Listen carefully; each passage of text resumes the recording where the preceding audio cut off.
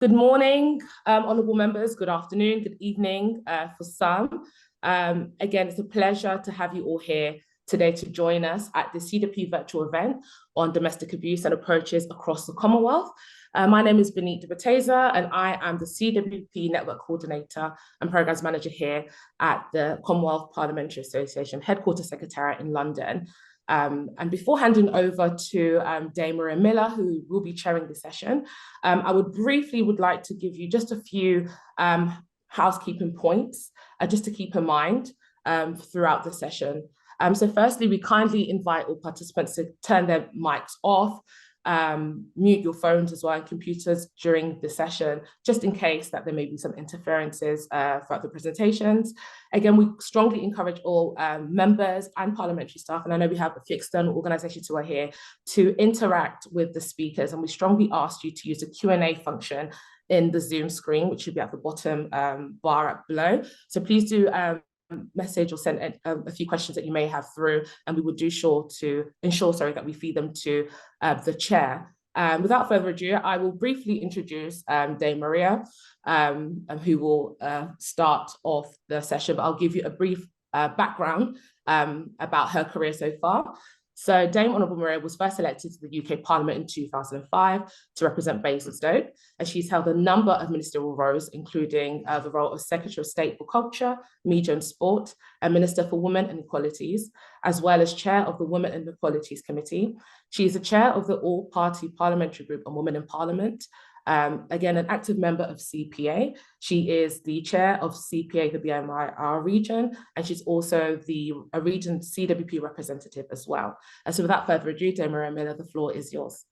Benita, thank you for that very kind introduction. And can I thank everybody who's taken the time to listen to this webinar and also to be with us today. Because we're from across the Commonwealth, I won't say good morning, but it is morning here in the UK. And I'm delighted to be joined by, a great team who are working on issues to do with domestic abuse, domestic violence across the Commonwealth. Kate Wright, Julia Addison and Cindy McLeish, who'll be contributing to this session. And as we know, in 2018, the Commonwealth Heads of Government recognised that violence against women and girls was one of the most pervasive human rights violations, with damaging consequences for the welfare of women and girls, preventing them from full participation in society. And it was also acknowledged that intimate partner violence is the most prevalent form of violence against women and girls. So this is an issue the Commonwealth acknowledges needs to be addressed. As elected representatives and organisations spread across the Commonwealth, it's for us to maintain the pressure on this as an issue, to be sharing good ideas with each other as to how we are addressing it. And as part of this 16 days of activism against gender-based violence, use this opportunity to use our voice and our agency as women parliamentarians to be able to ensure that tackling domestic abuse remains at the top of the agenda across the Commonwealth. So I'm now going to hand the baton on to our speakers, starting with Kate Wright, who's the independent chair of the Task Force on Violence Against Women and Girls in Jersey, which is in the British Islands and Mediterranean region. And I'm delighted to have you here, Kate. So over to you for 7 minutes. Thank you. Thank you very much, Dame Miller and Dame Maria. And I must say, I'm very happy to be here because when we published our findings only 3 weeks ago, I very pointedly said to the audience at the time that the world would be watching how Jersey chooses to respond to our findings. So I'm glad to put that into action. I think when the task force was commissioned by our government just over a year ago, there was a sense in Jersey that violence against women and girls wasn't really an issue for a small, affluent, relatively inclusive island.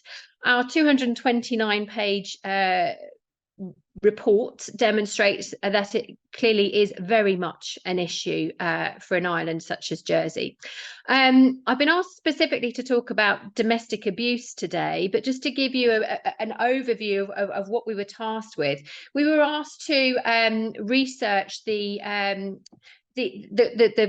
context, the types of violence against women and girls, the experiences of VAWG in Jersey across the whole system, from education to our criminal justice system to support services, the legislative framework, workplaces, support agencies.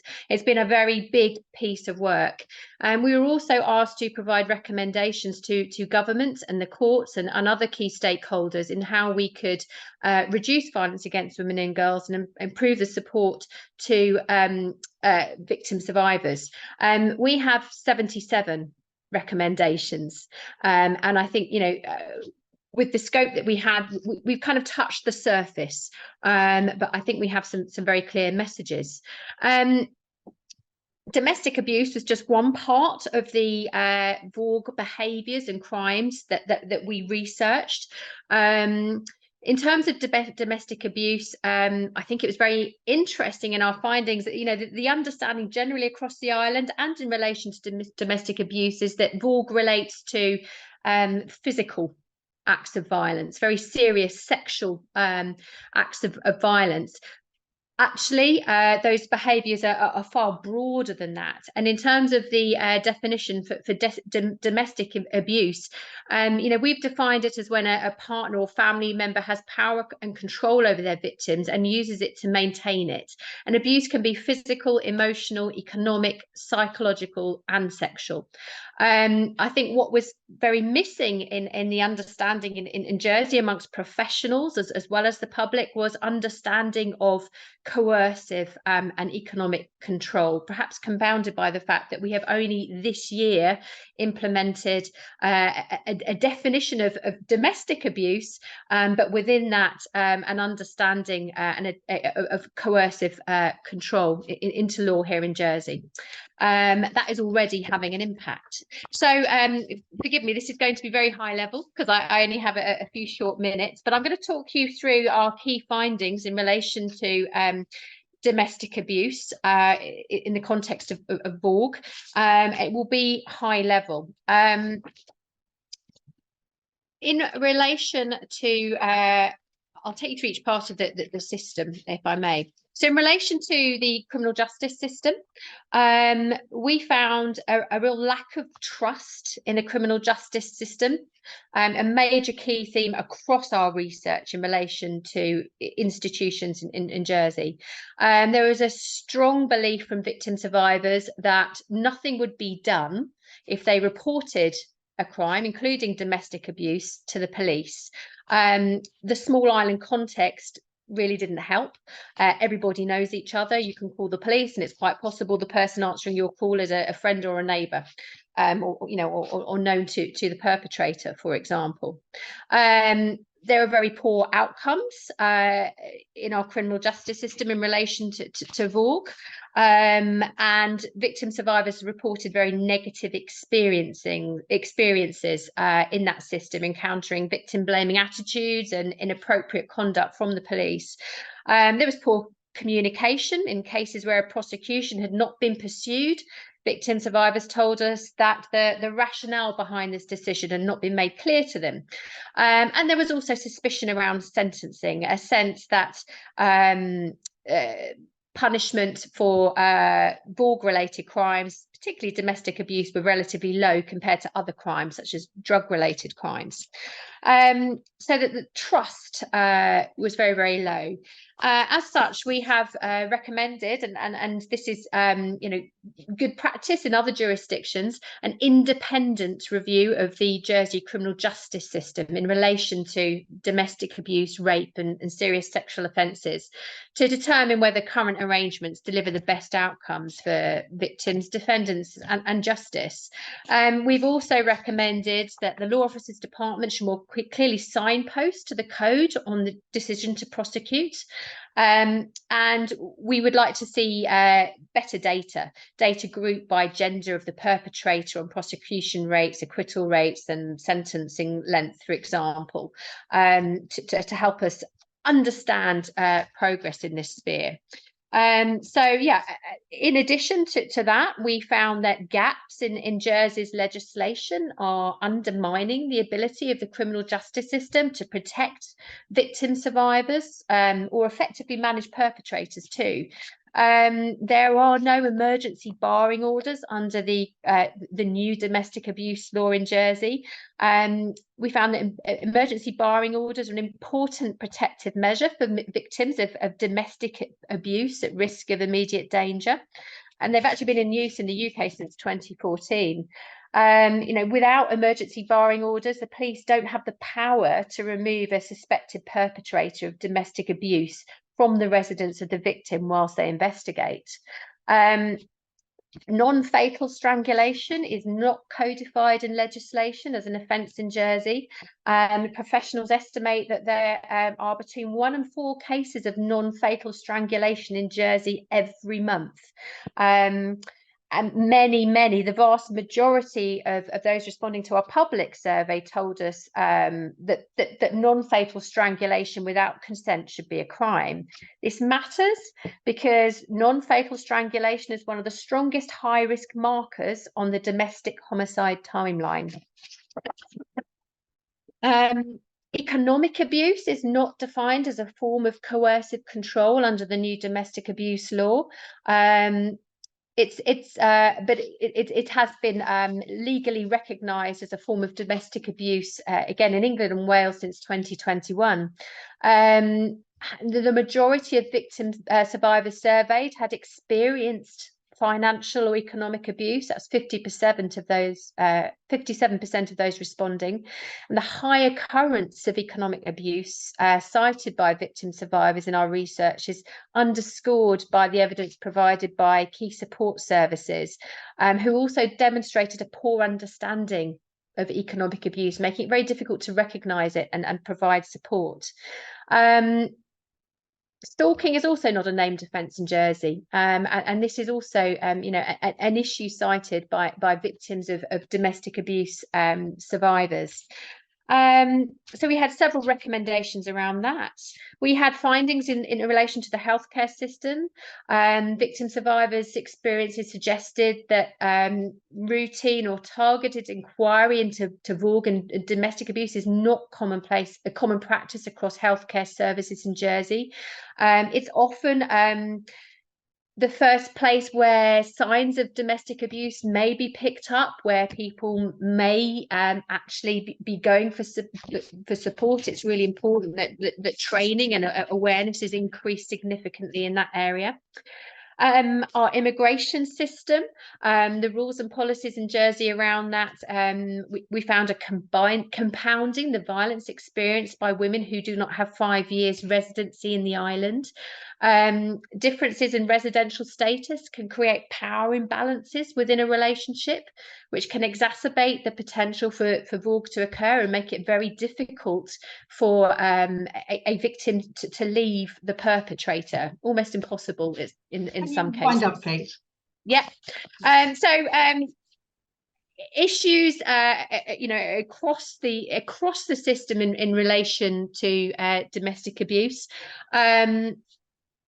underpinned by a culture of gender inequality, often misogyny, that enables VAWG and makes it very difficult to challenge it, including in relation and specifically in relation to domestic abuse. So it's not a pretty picture. However, I do feel optimistic that the 77 recommendations provide a roadmap for Jersey to not only reduce VAWG and improve the outcomes for domestic abuse victim survivors, but actually for Jersey to become a world leader.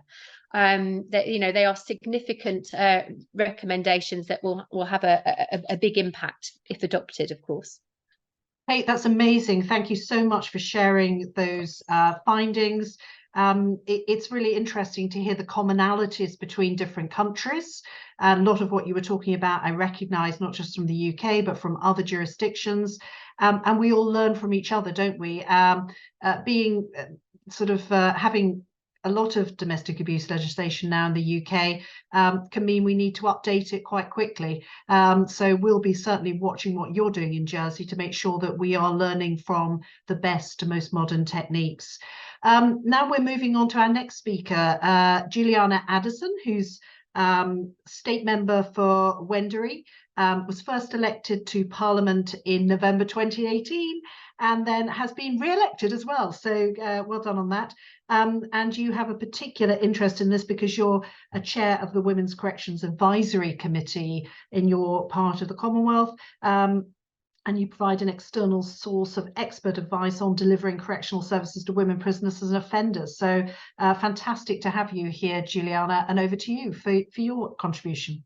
Privileged to be here. It's been a big been a big week for the Victorian Parliament. For the first time in the history of Victoria, we've achieved gender equality this week. We had a by-election and we now have 50-50 gender representation in our Parliament, 64 men and 64 women. So the first time ever in our history. So very important. And I'm very proud to be a member of a government that's led by a woman, with 56% of its caucus women and 68% of our cabinet are now women in Victoria. So we are doing amazing things on that front. And our work with family violence has really been a focus of our government since 2014, where we announced a Royal Commission into family violence in Victoria. And overwhelmingly in our state of Victoria, it is violence is used by men against women. 49 women have been murdered in Australia as a result of family violence, almost one per week. And family violence happens in every suburb, every community, and every city and every town. It's happening in the homes of friends and families and colleagues, in sporting clubs and even book clubs. And we want to see that the girls of today be the women of tomorrow, having every opportunity available to them, regardless of their background, and living free from violence. We know that family violence is pervasive. We know that it's insidious and very much so can be fatal. We all have a responsibility individually and collectively to end violence. And during the 16 Days of Activism in Victoria, we'll be holding 125 diverse events across our state, raising awareness about gender-based violence. And in our state, we know that intimate partner violence is the leading health risk for women aged between 25 and 44, and this is totally unacceptable. Family violence remains our state's #1 law and order issue, but is also a significant health issue. And our government is working to address family violence through our healthcare system. We know that 80% of victim survivors will seek help for family violence from health services. So it's critically important that we give our healthcare workers the tools they need to provide health. And I'd just like to loop back to what Kate Wright was just talking about, non-fatal strangulation. And I'm very pleased to report that just 2 weeks ago in our Parliament, we introduced legislation as a part of our Crimes Amendment for non-fatal strangulation offences. So there's going to be 2 new offences, because we know that if someone survives non-fatal strangulation by a current or former partner, they are 7 times more likely to be seriously injured or murdered by that partner. So we see the direct correlation there. We're working really hard, and we do consider it to be an epidemic, family violence in our community. We have invested over, and this is Australian dollars, $3.86 billion, so nearly £2 billion to address issues of family violence since 2015. We've implemented all 227 recommendations of our Royal Commission into family violence, but we know there's more to do. As a government, we are shining a light on changing cultural attitudes, addressing gender inequality, and the work that is done daily to support those who have a lived experience of family violence. In our education system, we're working very hard because we believe that the next generation are critical to ending family violence. We're taking action and delivering programs right across our schools because that's where the conversations start. We've invested more than 80 million Australian dollars or 40 million pounds in respectful relationships programs. This is a program that supports school students and early childhood students to promote positive relationships. Nearly 2,000 government schools, independent schools and Catholic schools have signed up to this program. We also know that consent is a vital part of the conversation, and that is why we've legislated affirmative consent, and that is why we've mandated age-appropriate teaching of consent in all government schools. It is about mutual communication, and that consent can be withdrawn at any stage. We're also dealing with issues of and addressing issues of healthy masculinity and making sure that all men across our state know that about gender equality and respect wherever they go and whatever walk of life they are in. We need men to walk side by side with women to address family violence. How am I going time-wise, Dame Maria? You're absolutely fine. You've got 4 more minutes if you need. Great. So our government has been at the forefront of working to tackle family violence through our health system, and we've done a great program called the Strengthening Hospitals Responses to Family Violence program. And what we're doing is we're equipping healthcare workers across our state with the skills they need to identify and support people experiencing family violence. Through the program, clinicians and non-clinicians receive tailored training to understand the gendered nature and dynamics of family violence, recognise and address barriers that impact support and safety options, and respond to disclosures sensitively and prioritise the safety of victim survivors. Last year, between 2022 and 2023, we have provided 82,000 training courses across our health sector. This includes settings like maternal and child healthcare and paediatrics. Further, we know that there is still much more to be addressed. The Workplace Gender Equality Agency has released data in Australia this week on the state of workplace gender equality nationally, and noted that the national gender pay gap has fallen to a new low of 21.7%. Still too big, but still an improvement, and working towards making progress where we need to do. In Victoria, our work continues. We have a new plan for our state, and it's called Our Equal State. Our vision is for a fair and equal Victoria, and it is embedded in the plan. The new gender equality strategy that's been released has 110 actions to be embedded across government over the next 10 years to further advance gender equality in areas of healthcare, demanding more making childcare more accessible, focusing on safety, respect, economic equity, and making sure that the public sector is a key leader. One of the great things that we've done is we are now providing free pads and tampons across 700 locations, because we know that menstrual poverty is a real issue, and we are trying to demystify issues of menstruation, and we know that it's a key reason why some girls don't go to school at certain times. I've been asked to also just refer briefly to the national and international agreements and their tangible effects. And I want to say that our federal government has a national plan to end violence against women, which was launched last year in 2022 and will go through till 2032. It's got some key things that it's hoping to achieve, including a 25% reduction in women being killed by intimate partners, support for gender equality, and very importantly, halving all forms of domestic violence against Aboriginal and Torres Strait Islander women. We know that if you're an Indigenous Australian woman, you are 8 times more likely to be murdered than a non-Indigenous Australian woman. And that is a real shame on our state. I'm happy to leave it there. I'm really looking forward to the discussion and questions, but I hope that's provided you with a snapshot of some of the great initiatives that we're doing in Victoria, and happy to answer any questions after we hear from Cindy. So thanks so much. Fantastic, Juliana. Thank you so much. And you're just reminding us that it's a multifaceted response you need.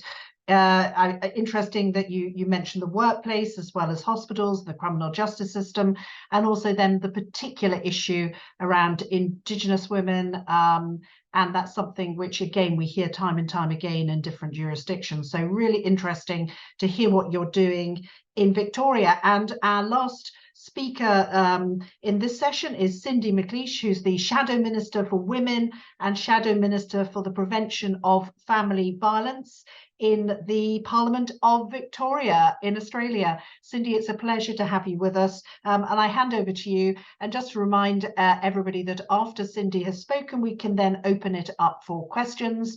If you like to post in the chat whether you'd like to raise a question, and then Benit from our Secretariat can gather those together. I've already got a couple that have already come in online, but please post up any questions that you'd like to ask. Over to you, Cindy. Thank you very much, and well, I'm saying good evening because where Juliana and I are, it is 9:30 p.m. now as you've just starting your day. And as you heard from Juliana, Juliana is in the government in Victoria and we're based in Melbourne and I'm in opposition. And so you've kind of got to look about what contribution you can make as an opposition member to this really important, I guess, risk to women in society. And one of the things that is very clear, probably across Australia pretty well, is that men and women do both want to change this. Now, you've obviously got those men that behave very badly, a much smaller number of women on men. But, you know, in the Victorian Parliament, I would say every man is equally committed to changing the behaviours and the statistics, because the statistics aren't good. And so, you know, whilst Juliana talked about a lot of things that have been done, things aren't changing particularly. The women are still being killed. The crime statistics, now it's really hard to find statistics in Victoria. You can have all of these different offences that are listed down about, you know, abuse and rape and all sorts of things. And it's really hard to nail that down into, is it all against women? What are the percentages against women? Which areas it's in? It's, you know, there's a lot of codifying, but it really doesn't quite go far enough. So it's really difficult for us to get a real grip on where exactly are these problems. We know some things, as Juliana talked about, with our Indigenous population, that the stats there are much worse.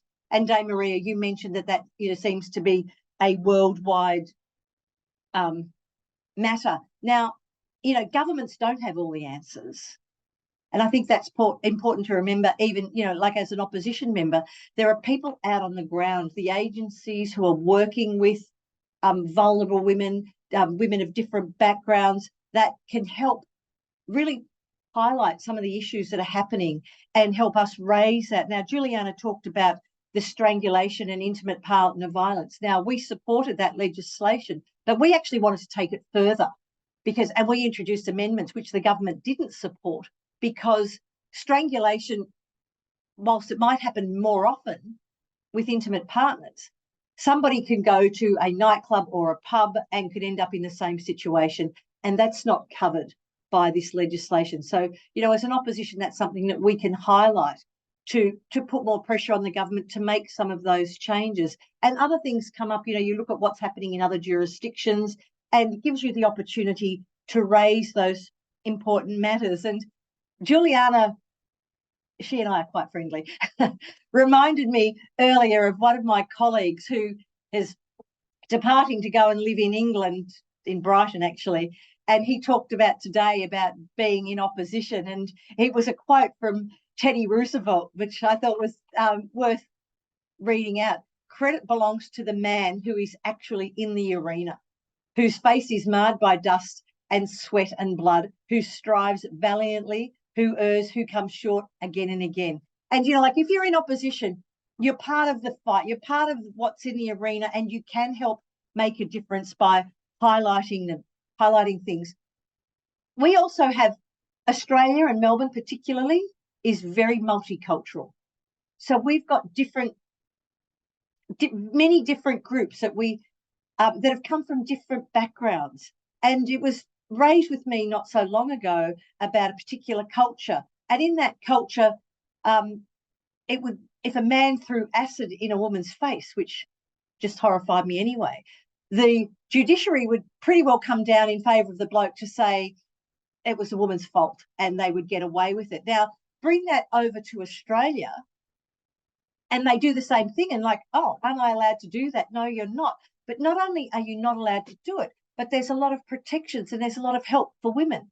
And it's how you link those women and those multicultural groups with what's happening now. You know, if you've got African countries, they're pretty scared of the cops, police in Australia, because, you know, in where they've come from, they've been part of the abusive society.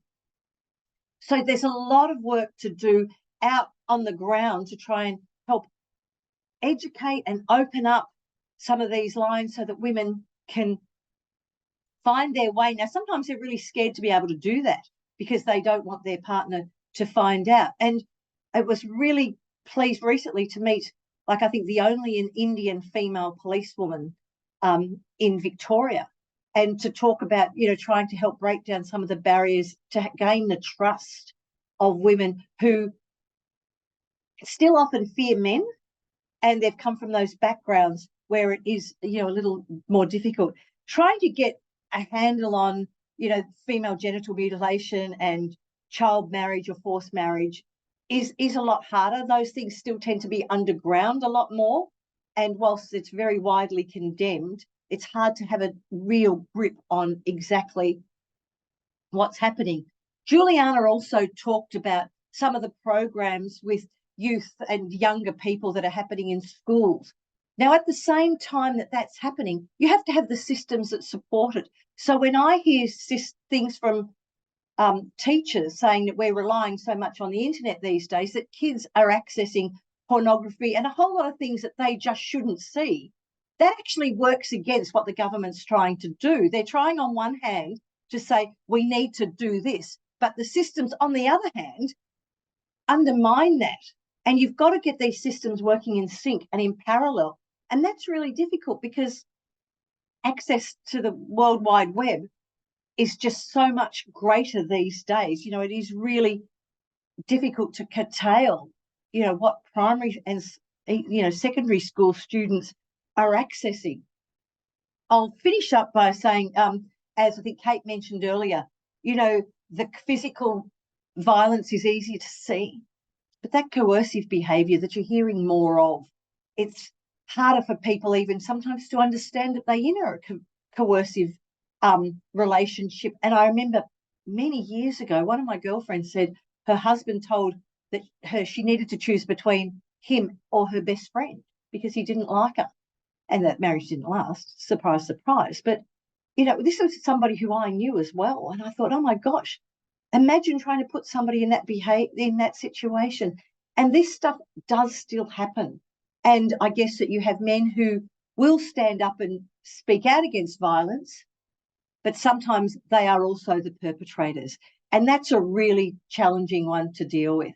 So I think I've probably just about done my 7 minutes, so I'll finish there as well.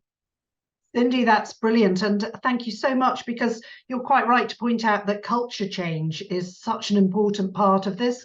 You can only go so far with legislation, that we need to see a cultural change. And that issue around trust in police really will be driven by having the right structures in place for police to be able to understand domestic abuse and respond to it well. And that's something which I really recognise as being an issue, to get people to trust in going to the police if they have a problem, that they aren't going to be just re-victimised.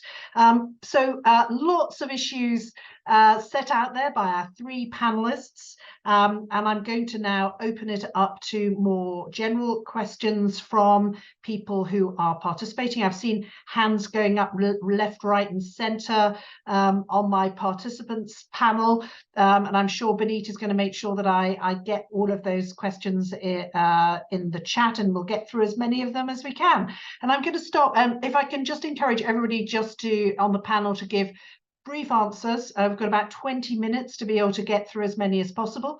So I'm going to start with really one that I think is really, really important, around how governments are defining domestic abuse and domestic violence.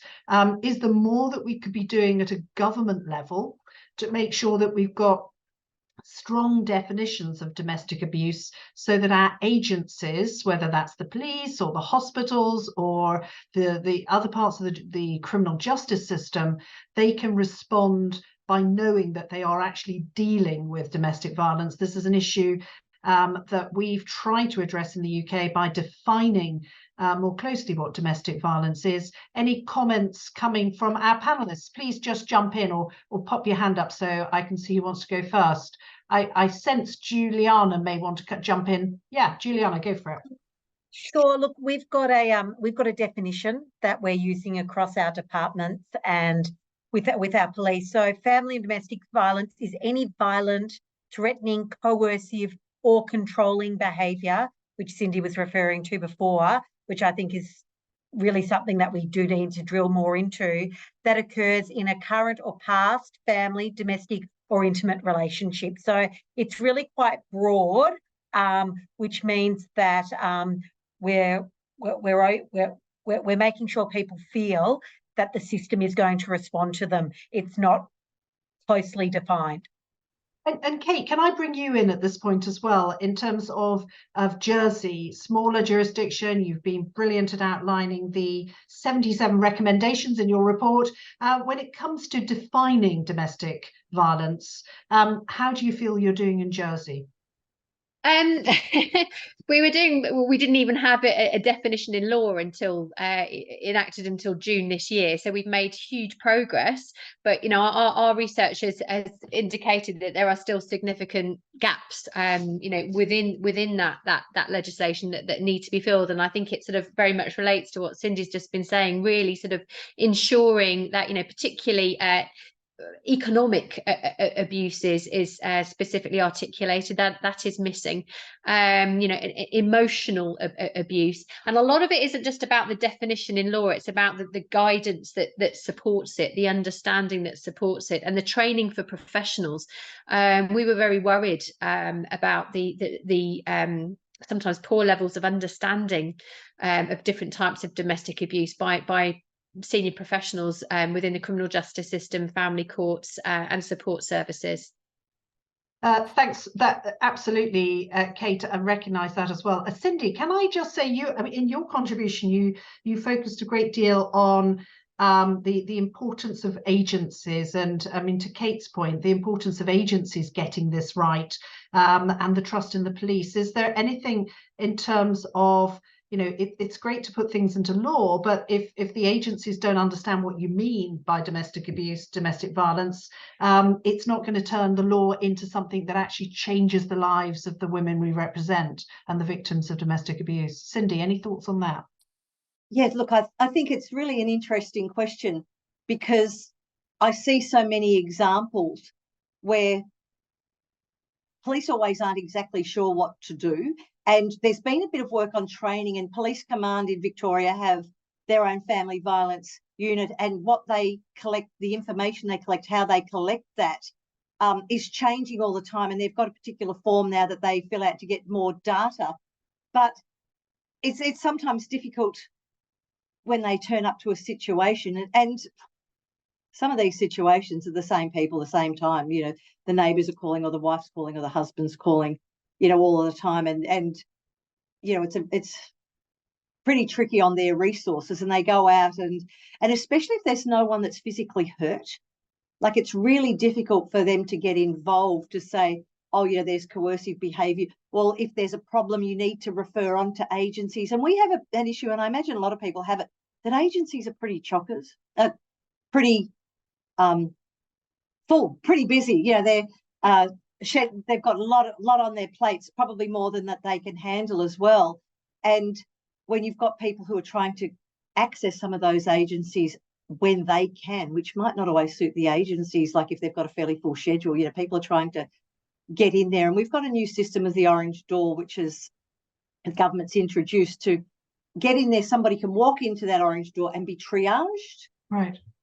And they try to triage to agencies that have availability, but it's not always the case. So then people are still stuck a little bit, and it's still a really evolving situation, because agencies are trying to get a good grip on what's in, what's not in, and how you deal with some of the less obvious situations, I guess. It was a bit roundabout, but. Yeah, so a really important point for everybody who's looking at legislation to think about is how do we make sure that people really understand the legislation, the definitions in it, particularly those agencies that are delivering services. I just want to drill down into one particular comment we've had on the chat from somebody in Jersey, from Guernsey, nearby to Jersey, for those of you who may not know the geography of that part of the world. So Guernsey has passed a suite of legislation on domestic abuse and are taking a second policy letter with fatal strangulation, something that came up in our presentations at the beginning. Was there anything that jurisdictions have wished they could have added into initial legislation? I guess that's on the issue of fatal strangulation, or sorry, non-fatal strangulation. This is something which, for those who are listening today who may be new to the issue of non-fatal strangulation, this is often something that younger people are seeing, particularly in online pornographic material, and are seeing non-fatal strangulation as part of sex, and are then taking that through to their own personal relationships. And it's something which is a really increasingly concerning issue. So is there anything anybody would offer in terms of advice from our friend in Guernsey, around this issue of legislating around non-fatal strangulation? I'm going to come to Kate again first, because you probably know the situation more directly. Yes, I mean, Guernsey is an entirely separate jurisdiction to Jersey. But yeah, I mean, absolutely, non-fatal strangulation must be codified in legislation as an offence. You know, we've talked widely about why that's important. One of the other interesting findings, I think, is looking at, you know, why is, you know, non-fatal strangulation becoming such a concern? And an area we found worrying was actually how we can legislate around the impact and influence of online VAWG. And I think there is we found very little expertise on Ireland amongst professionals in terms of the impact of online VAWG and how we can legislate to protect women and girls in that respect. But I think it is clear that it has a direct influence on acts of violence like strangulation. So that I would urge Guernsey to really consider that in some detail. You know, how can we have no control over the big social media companies that the platforms that own these kind of things, but how can we, and I think the UK is doing much more work around this. I'm really fascinated to understand what's happening in Victoria. You know, how can we protect women and girls in terms of the impact of and influence of online VAWG? Can I bring Cindy in at this point, because you were talking in your opening contribution, Cindy, about the influence of culture on this whole area, and obviously, as Kate said, the influence of the online world on normalizing things like non-fatal strangulation.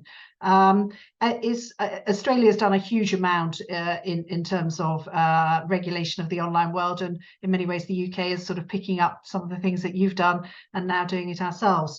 Anything you would pick out from what's gone on in Australia more broadly in this area of trying to make sure that our legislation around non-fatal strangulation is as robust as it needs to be? Yeah, it's an interesting question, because our states are all at different times, and one of the things that we were fairly keen on, and the government actually adopted one of our amendments, was about a review, because you want to make sure it's hitting the mark. And the definition of non-fatal strangulation is tricky. It's what's in and what's not in. Now, we had the situation which drove this legislation was a woman who suffered from non-fatal strangulation, and then a period later that man murdered her. So, you know, it was a terrible outcome. But a very light touch, like what I'm demonstrating now, is part of the definition of non-fatal strangulation. And that's something that we're quite concerned about, because, you know, it's almost just a heavy pulse check that it could be, someone could say that that's part of what I've been subjected to. So we're really keen to have this review of the legislation to see whether that does get picked up, whether there's some, not trivial, but, you know, some things that really shouldn't be there, that maybe the people are a little bit more vexatious having a crack at, rather than the, you know, the full on where somebody almost loses consciousness and suffers, you know, heavy bruising and things like that. So that definition's really hard to land on. And, you know, I'm not quite sure how others jurisdictions have defined it, but it's something that I think we need to be looking at. And the online pornographic stuff really worries me for children and being normalised. And we've still got a way to go in Australia because kids are still accessing stuff, you know, so we're a long way from perfect. Juliana, in terms of the sort of, you know, the getting the legislation right is difficult in this area. So, you know, keeping it under almost constant review is inevitable. Is that your feeling? I think that is the case. And when you are entering into new areas of legislation that haven't been criminalised previously, it is really important that there can be review mechanisms. So this came about because the Victorian government first committed to introduce standalone non-fatal strangulation offence back in 2019.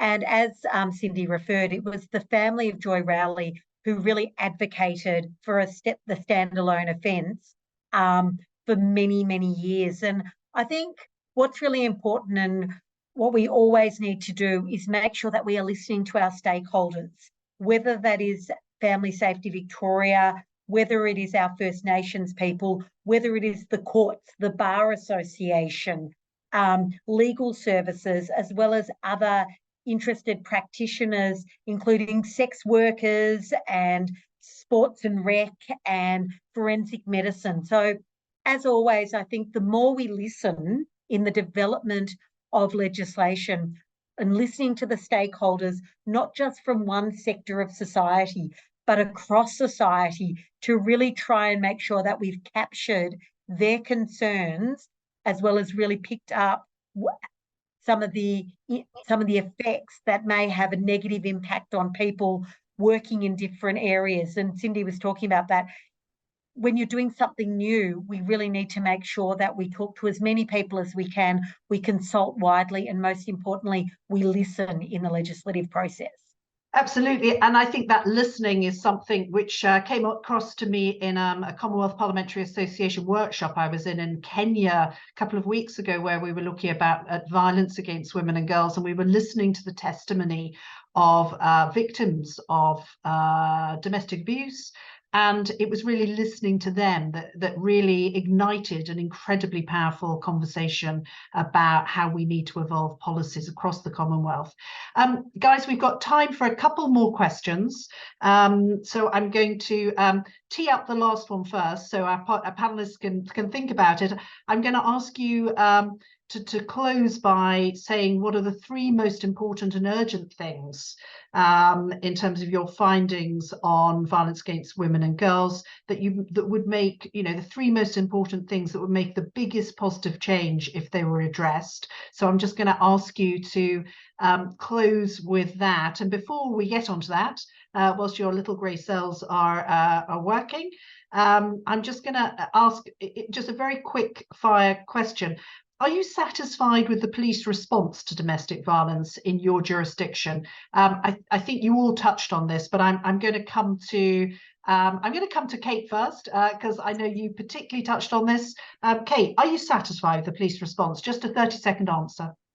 Delighted with the response of States of Jersey Police to our findings. They have accepted all of our recommendations and have been a very humble participant in our task force. Excellent. Juliana, are you happy with the police response to domestic violence? Anything?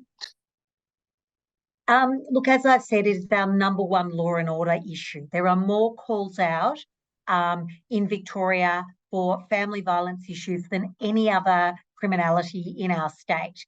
So what we have seen is the emergence of family violence divisions within our police force, and we're really moving the dial. And Obviously, when you're bringing in such significant change, including the 227 recommendations from our Royal Commission into family violence, that it does take time.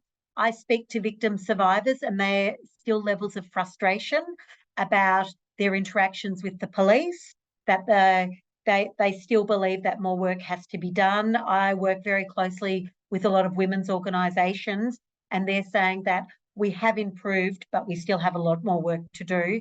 But I really do say that the police leadership has embraced the changes that we're wanting to bring, but cultural change sometimes can be slow. Brilliant. Cindy, your reflections on the police and how are you satisfied? Look, I pretty well reflect what Juliana has said, but, you know, when you have the state, all around the state, things aren't uniform. You know, there are some police who respond much better than others. And if you've got somebody who's really great at it in an area and then they leave and the others don't quite know, and I've heard a story like this recently about, you know, and it's like anything, if you've got somebody with particular skill and they leave and the others don't quite pick it up to the same and can get into poorer habits. Some of the systems that the police have got about the data collection that I mentioned earlier are real positives because they are trying and they know that this is a really important area. And, you know, we have some police that can speak to people much more calmly and with a degree of, you know, comforting as well, that gives them that sense of trust. And as I said earlier, the multicultural communities, you know, they don't even want to ring the police because they're too scared. And if a neighbour calls the police, well, then they're on the defensive that they don't want the police to come in. And, you know, it's hard for the police to knowing exactly what to do. And, you know, if you've got an experienced person, great. And if you've got a couple of younger coppers, it's a little bit harder. So embedding that cultural change in the police rather than having it as a person-led initiative, it needs to be embedded in their training, embedded in their psyche. Absolutely. Brilliant. We're now moving on to our final question, which you had a tiny bit of time to think about. So and I'm sorry, I'm probably going to do it in the same order again. I'm going to come to Kate first. You know, what are the 3 most important and urgent things? You've got a minute to say what they are. Okay, opening up our courts to, and I include the family courts in that, to independent and regular review. Cultural awareness to improve gender equality and remove misogynistic attitudes, that are conducive, provide a conducive context to VAWG. Really importantly, perpetrator management, both in terms of protection for victims, sentencing, but really importantly, rehabilitation. Excellent. And I'm glad you brought in rehabilitation there as well, and perpetrator management, which is a part of the equation we haven't had enough time to talk about today. Perhaps something for another session. Juliana, over to you. 3 things. 3 things. First and foremost, we want everyone to be safe. We want them to be safe in their homes. We want them to be safe in their workplaces. We want them to be safe in community. So how can we create a society and a community that says that women are safe? And that needs to be very much our first pillar. And safety is only going to come for women as we get better gender equality, better involvement, economic equality, where equality in the workplace, equality in decision making. We need to make sure, and we've done a very strong push to make sure that we have equality in our judges, equality on our boards. We believe that equality needs to start everywhere, because unless we address equality in every single aspect of society, we are not going to deliver a society based on respect for all women. So we're working really hard to make sure that women sit around every single table and that they are heard, and that their voices and experience and their diverse experience are amplified to make sure that we have an equal state where respect for women is paramount. Fabulous. Thank you so much. And Cindy, you get the final word. Your 3 things that you would like to do that would make the biggest possible impact and the biggest possible change. Over to you for a minute. We still don't have enough places for people to go when they're escaping family violence, and it's really difficult when people have children. And I think ideally you'd love to have the situation that the bloke would be the one to move and mum and the kids would stay where they are. But we're failing badly in that area. You know, it's if your priority risk, you've still got a 22-month wait, which is just not good enough. Cultural awareness programs and support for those groups that are trying to do it. I think we need to do more there. And thinking about using restorative justice practices to try and make some real changes around individual family units, that before it gets too far down the track, that you can nip some of these things in the bud. Fantastic. I'm just going to summarize those ideas, because for anybody listening today, it's a great shopping list of things to be thinking about if you're looking at domestic abuse in your jurisdiction. We heard about the importance of getting the court systems right, cultural awareness, and as Kate rightly pointed out, perpetrator management. Really important that we do more to make sure that people aren't repeat offenders, is the more that we can do to stop this escalating. Juliana, absolutely. Safety, and so much in terms of domestic abuse can be dealt with if we have broader, wider equality throughout society, bringing women's experiences particularly to the table when decisions are being made. And Cindy talked rightly about the importance of places for victims to go, cultural awareness programs when you have a diverse society, to make sure that that challenging what might be termed cultural norms is really important, and restorative justice as well. So for anybody listening today who's looking at this, you've got a shopping list there of things to think about. You've got some great experience of places who are doing some serious work on domestic abuse and tackling it. And I think the overwhelming takeout that everybody can have is that there is no country in the world that has the stranglehold on getting this right. We're all still learning. We're all still trying to learn from each other. And if there's anything anybody wants to particularly share, I'd be delighted to hear from them direct. You can Google my email address, maria.miller.mp@parliament.uk, or go through the CPA's Secretariat. Do share your experiences, and if there's anything you feel that other countries can learn from. Can I thank our panelists for their time today, albeit the morning or the evening. It's been fantastic to hear your experiences. Huge thanks to the Commonwealth Parliamentary Association Secretariat for setting this up, and have a good day wherever you are in the Commonwealth. Thank you.